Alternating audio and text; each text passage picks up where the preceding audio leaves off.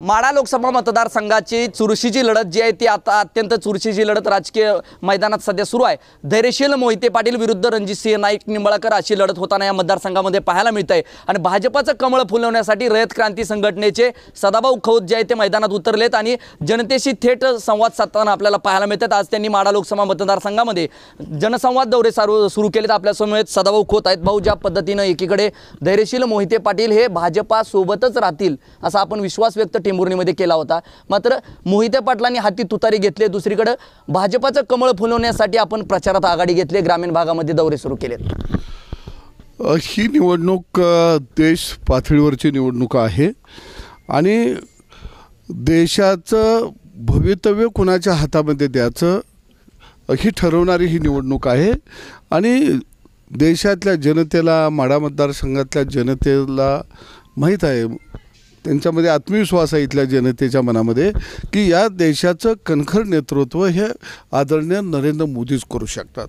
आणि म्हणून मला वाटतं की जनता की ज्यांच्या हातात देशाचं भवितव्य सुरक्षित नाही अशांच्या हातामध्ये तर देश देणारही नाहीत आणि त्यांना मतदानही करणार नाहीत। त्यामुळं जे भावी पंतप्रधान आम्ही होणार म्हणत होते ते भावीच राहणार आहेत। आणि निश्चितपणानं यावेळी भारतीय जनता पक्ष आणि मित्रपक्ष 400 पेक्षा जास्त जागा निश्चितपणानं जिंकतील आणि या देशाचे पंतप्रधान हे नरेंद्र मोदी होतील। आणि आम्ही निवडणूक देशाच्या प्रश्नावरती लढवत आहोत। ही निवडणूक काही ग्रामपंचायतची नाही, जिल्हा परिषदची नाही, आमदारकीची नाही। या देशामध्ये गेल्या 10 वर्षामध्ये ज्या पद्धतीनं बदल झाला आणि तो जर बदल आपण बघायचा झाला तर हा माढा मतदारसंघाचा जर विचार करायचा झाला तर यामध्ये एका बाजूला मोठ्या प्रमाणामध्ये दुष्काळ पट्टा आहे, प्यायला पाणी नाही, शेतीला पाणी नाही। पण अशा परिस्थितीमध्ये आणि रचना असणारा हा माढा मतदारसंघ पण प्रधानमंत्री सिंचन योजनेच्या माध्यमातून हजारो कोटी रुपये या माढा मतदारसंघामध्ये आल्या आणि सिंचन योजना ज्या काही पाण्याच्या योजना शेतीच्या होत्या त्याला गती मिळाली। घर तिथं नळ, पिण्याच्या पाण्याला या ठिकाणी निश्चितपणानं गती दिली। दुसऱ्या बाजूला या मतदारसंघामध्ये फळ पिकंही मोठ्या प्रमाणामध्ये आणि फळ पिकाला चांगला भाव मिळायला पाहिजे त्यासाठी अनेक निर्यातीच्या संदर्भामध्ये सुविधा या देशामध्ये उभा केल्या गेल्या। त्याचा डायरेक्ट फायदा हा निश्चितपणानं माझ्या फळ उत्पादकाला मिळाला। ऊसाच्या बाबतीमध्ये जर तुम्ही बोलायला गेला तर इथं ऊसाचाही पट्टा मोठा आहे। अरे 25,000 कोटी रुपये इन्कम टॅक्स हा इथल्या साखर कारखानदारांच्यावरती होता। तो 50 वर्षामध्ये कुणी कमी केला नाही, पण नरेंद्र मोदींचं सरकार आल्यानंतर 25,000 कोटी रुपये साखर कारखान्याचा इन्कम टॅक्स माफ केला का तर माझ्या ऊस उत्पादक शेतकऱ्याला न्याय मिळाला पाहिजे। यावर्षी FRP 250 रुपयानं वाटली। काँग्रेसच्या काळामध्ये आदरणीय बारामतीचे नेते शरद पवार साहेबांच्या काळामध्ये त्यांना शेतकऱ्यांचं लय कळत होतं, कशी मारायची एवढंच कळत होतं। आणि त्यांच्या काळामध्ये आम्हाला FRPची वाढ किती मिळायची, 40 रुपये, 50 रुपये, 60 रुपये, म्हणजे पवारसाहेबसुद्धा शेतकऱ्यांना चुनाच लावत होते। आणि म्हणून निश्चितपणानं एक देश एक झेंडा अखंड देश ठेवण्याचं काम जर कोण करत असेल या देशामध्ये तर ते नरेंद्र मोदी करत आहेत। आणि म्हणून इथली जनता मतदान हे रणजित नाईक निंबाळकरांना करत असताना या देशाला मला एक कणखर प्रधानमंत्री द्यायचा आहे आणि म्हणून नरेंद्र मोदीसाठी मतदान करणार आहे।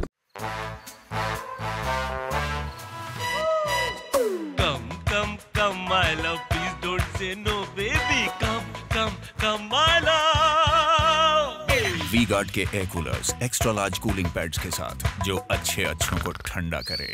V-Guard air coolers, long lasting cooling. ज्या पद्धतीनं रणजितसिंह नाईक निंबाळकरांनी विजयाची गुढी जी आहे ती मोहिते पाटलांच्या भरोश्यावर जवळपास 1 लाखाचं मताधिक्य मिळवण्यामध्ये मोहिते पाटलांचा मोठा हात आजही मानला जातो। तेच मोहिते पाटील आणि जानकर तुतारीकडे गेलेत, कसं पाहायचं आणि कसं गणित जुळायचं? माढा मतदारसंघातली जनता ही स्वाभिमानी आहे। माढा मतदारसंघातली जनता ही लढाऊ आहे। माझ्यासारख्या फटक्या माणसाला 200 महिलावरून आलून 5 लाख मतं दिली। त्यावेळी वाडे विरुद्ध गावगाडे अशी आमची लढाई झाली ती। आतासुद्धा तीच लढाई आहे, वाडा विरुद्ध गावगाडा। गावगाडा निश्चितपणानं हा मोदी साहेबांच्या बाजूला उभा राहणार। याचं कारण ना मोदी साहेबांना लेकरं बाळ आहेत, ना त्यांना प्रपंच करायचा आहे, ना त्यांना बंगलं बांधायचं आहे, ना त्यांना संस्था काढायची आहेत। फकीर माणसाला मतं देणारा मतदारसंघ कोणता असेल तर तो माढा मतदारसंघ। अरे माझ्यासारख्याला मतदान दिलं आणि मग देशाला जगामध्ये महाशक्ती म्हणून उभा करणाऱ्या माणसाला मतदान का देणार नाही? 100% माड्यातली जनता ही नरेंद्र मोदींना मतदान देणार आहे. त्यामुळे वाड्यांचं राजकारण आता संपलेले आहे. वाडे आता उद्ध्वस्त व्हायला लागलेले आहेत आणि गावगाडे आता पुढे यायला लागलेले आहेत. ज्या पद्धतीनं आपण मोदींच्या कामाचा आढावा सातत्यानं मांडतात, भाषणामध्ये देखील सभेमध्ये मांडला, एकीकडे हे असताना मोदींनी काय केलं याचा तपशील मांडावा असं आज शरद पवारांनी भर सभेमध्ये म्हटलंय. काय केलं? बरोबर आहे. पवारांना मोदीने काय केलं दिसणार नाही, कारण तो अल्लीबाबा आहे. अल्लीबाबाला सर्वसामान्य माणसानं केलेलं कसं दिसेल? कारण त्यांना मोदीनं काय केलं, जे केलं ते जनतेला दिलं. अरे 80 कोटी गरिबांना करोनाच्या काळामध्ये मोफत धान्य देण्याची व्यवस्था केली. एका बाजूला 200 कोटी जनतेला मोफत करोनाची लस दिली. आणि तुम्ही काय केलं? तुम्ही मात्र टोळी तयार केली आणि जनतेला लुटत बसला. बँका, साखर कारखाना, सूतगिरण्या, दूध संघ, जमिनी या हडपल्या. कोणी? तुम्ही हडपल्या. आता तुम्हाला फकीर माणसाचं चांगलं वाटेल कसं? आयुष्यभर लुटायचं काम केलं, त्याला वाटणार मोदीनं काय केलं. मोदीनं काही केलं नाही, एक केलं नाही. काय केलं नाही? तिने स्वतःसाठी काही कमवलं नाही. जे काय केलं ती देशातल्या जनतेसाठी केलं. आणि म्हणून पवाराला वाटतंय मोदीनं काय केलं. आता त्याच्याकडं नाहीच तर काय करेल तू? तुझ्याकडं आहे बाबा, कारण तू सगळं गटूळ हाणलंस एकट्यानं.